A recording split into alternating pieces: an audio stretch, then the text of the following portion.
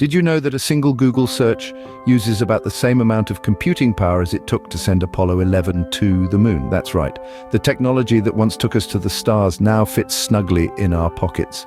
Today, we're diving into the fascinating world of computational power, how it's grown, where it's going, and what it means for the future. First, let's journey back in time to the late 60s when Apollo 11 was getting ready to make its historic trip. The computer used for this mission, the Apollo guidance computer, had about 64 kilobytes of memory and operated at a speed of about 43 kilohertz. In today's terms, that's less computing power than you'd find in a modern-day calculator.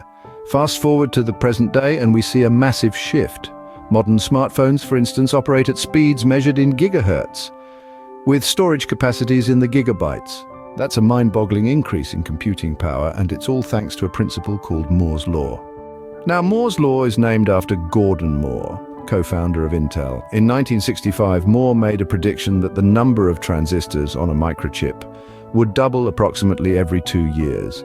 His prediction turned out to be incredibly accurate, and it's this rapid increase in computing power that's driven the digital revolution we're all a part of today. But where is all this headed? Well, experts believe we could be on the cusp of a new era in computing. Quantum computing, a technology still in its infancy, promises to provide processing power that's exponentially greater than anything we've seen before. To wrap things up, we've covered quite a bit of ground today.